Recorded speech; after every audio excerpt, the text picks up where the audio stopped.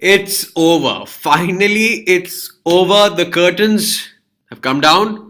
2014, the most unexpected, well, clueless year of Formula One in the past history, or of whatever little I know of Formula One, is over. 2014, I mean, Kunal, I still can't believe it's over because time just flew by. Yes, and I guess this is my 40th Monday night recording with you.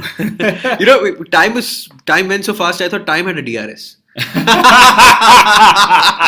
But expected result for you, yes or no, Rishi Kapoor? Well, we both knew in our minds that it was Lewis's championship to lose. But Nico did not hold back in playing mind games. After qualifying, he just wanted to break Lewis's confidence. He blew him off in qualifying. He was quicker. Lewis was making mistakes. And then in the post-qualifying conference, he did end up saying, well, he's making mistakes. I like it. It could be my day, etc., etc. But didn't help, did it? It did help. But let's give the credit to Rosberg for taking the title fight till the last race, putting his car on pole by literally 0.4 of a second. Yes. Okay, but when it came to the start, Lewis Hamilton started and he drove like he stole it. It was a rocket, That start just said that, yes, this guy deserves a championship. He's a quick guy.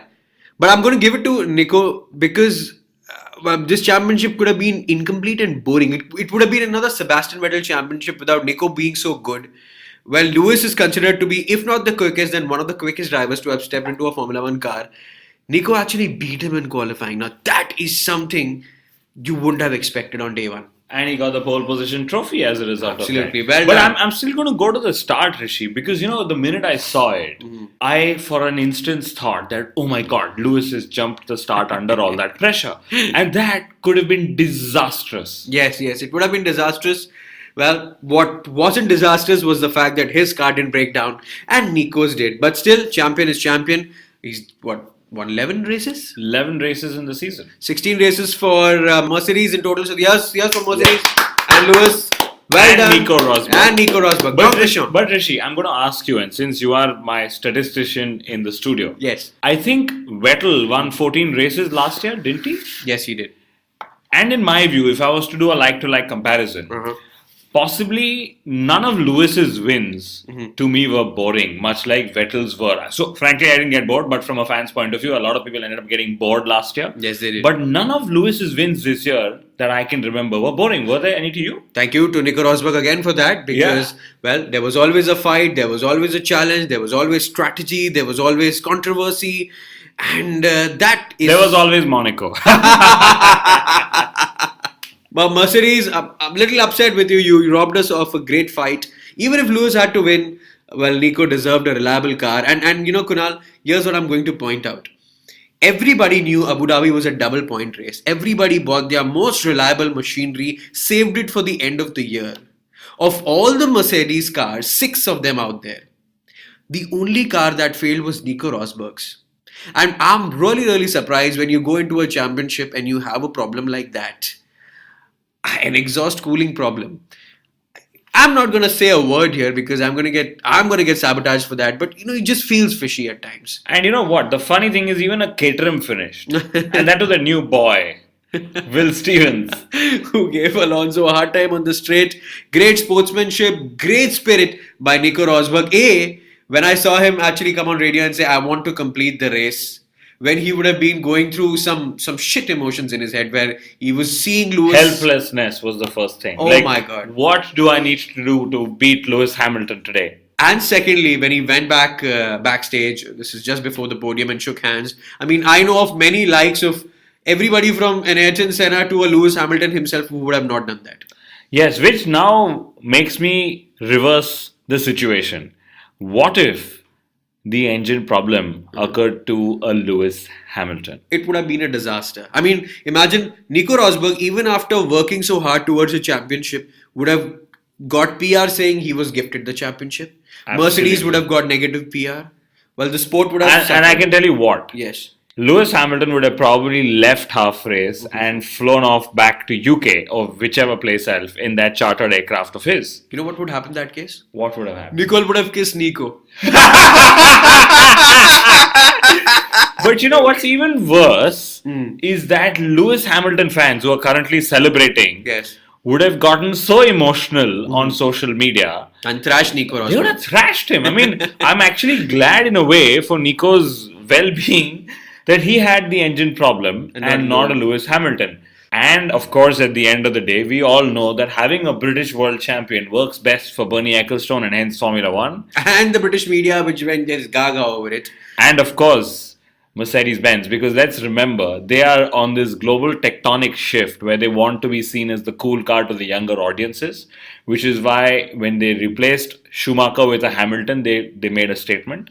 And Hamilton is a far-known face to use in billboards and posters and a Nico Rosberg. And an expensive one because as we speak, he is speaking to Mercedes for his new contract, for extending the contract, and I'm sure he's added a few bucks over there. You mean a few zeros? A few zeros that... Well, actually, we have a few zeros here. We're not getting our sponsorships. So, yes, somebody is making the moolah.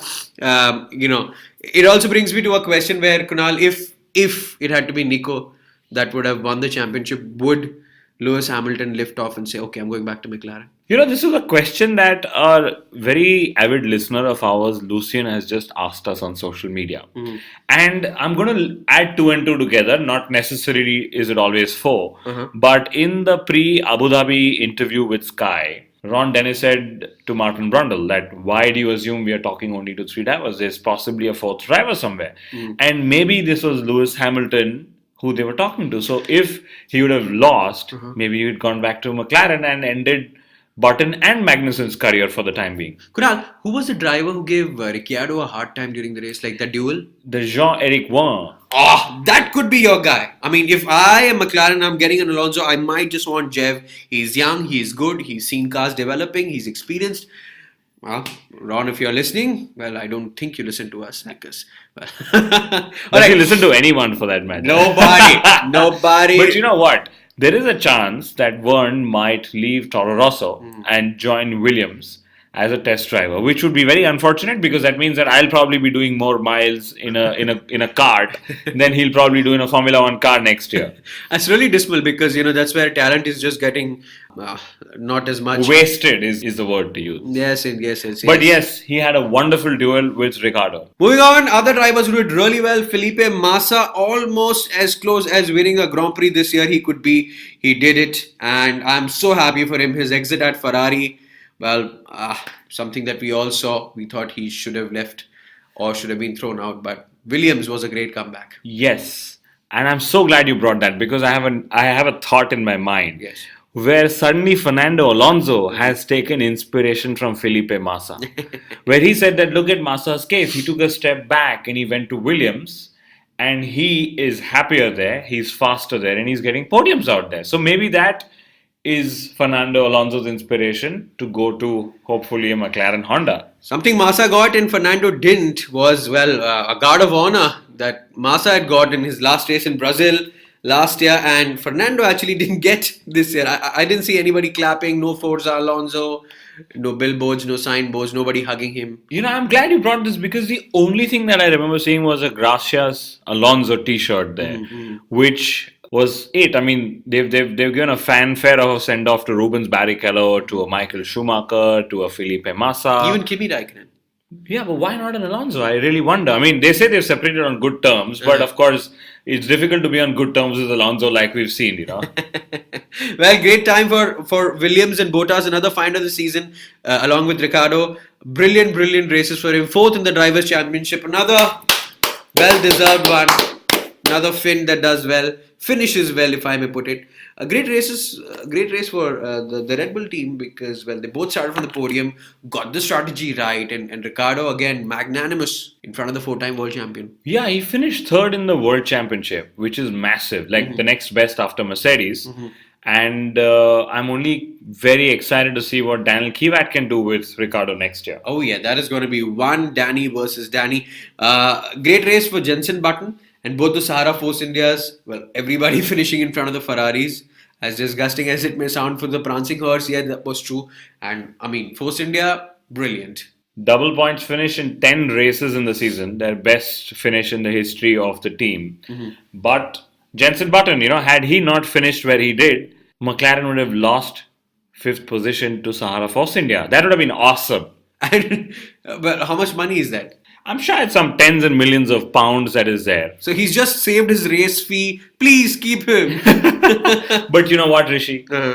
More than Jenson Button, I am going to end up missing Jessica Michibata in the paddock. Oh God, that's doubly unfair. Who said the double points are unfair? I mean, this is wrong. I need a button and an unbuttoned Jessica Alba. Amongst the goodbyes and bidding farewell to a lot of people, Ferrari get a new team boss now. Third boss in a year. I mean, the Marco Mattiacci, whatever his name is. Guy with a funny surname. We don't need to remember it anymore. There's another guy who sounds like Araiva Bahane, whatever his name is. But we don't need to remember his name till he's proven a point. That's another thing, Ferrari going really aggressive. Luca out, Luca Di Montellio's man out. New president comes in, new guy comes in to lead the team. I guess the only person missing to bring back now is Jean Todt. And the biggest rumor of the Abu Dhabi Grand Prix, Ross Brawn could be making a comeback to Ferrari. Well, that would complete a trio, a German, a Ross Brawn and a Jean Todt. Yes, this has happened in the past. And let's remember Kimi is there as well. Two drivers who've been comprehensively beaten by their teammates are going to be leading Ferrari's challenge next year. Yes, it's a little funny. But Ross Brawn, I would like to justify wherever he's gone, he stayed there for a bit and converted the car into a championship winning car. Mercedes being an example, Brawn GP being an example, and the past Ferrari being the biggest example. If Ross Brawn doesn't come back to Formula One, can you guess what he'll be out doing? Fishing? Yes, he will create the world's best fishing rod, which is the most efficient way to catch fish in any waters. He's going to come up with something like that. I'm telling you, we need that man back in Formula One.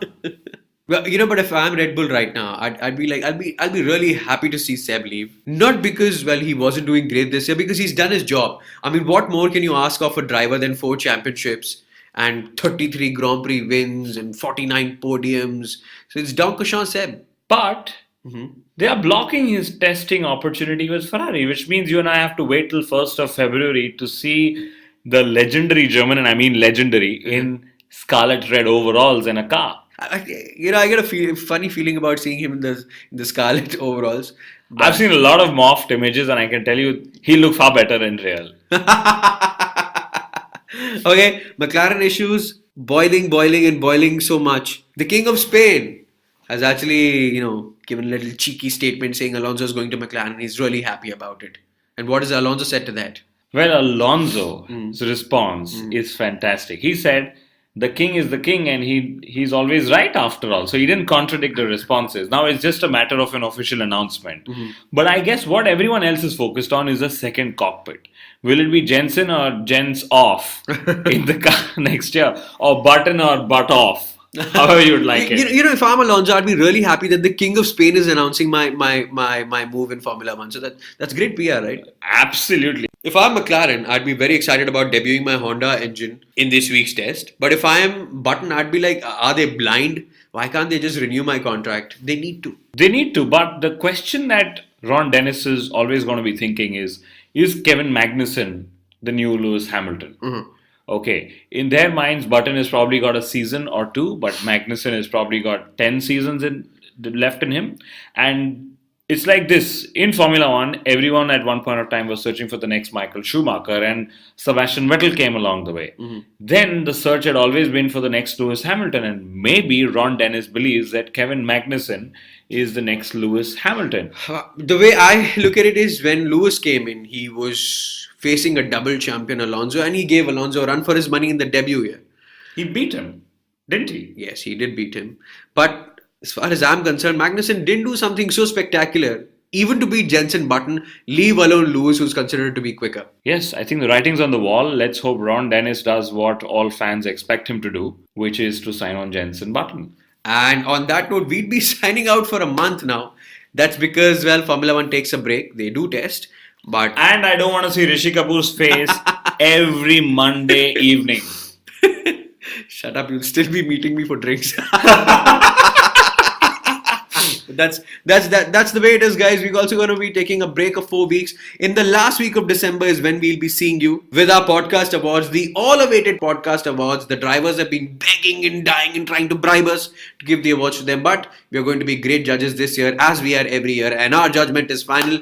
You keep tuned into the Inside Line F1 podcast for more F1 news, for more breaking news. You can like our Facebook page. We are on absolutely every social media possible, and Kunal takes a good 4 hours to upload them in every platform. No matter where you are, we will find you and hunt you down. Till then, this is Kunal Shah, Rishi Kapoor saying adios amigos, bowing down. Thank you Formula One, thank you Nico Rosberg, thank you Lewis Hamilton, and thank you for listening.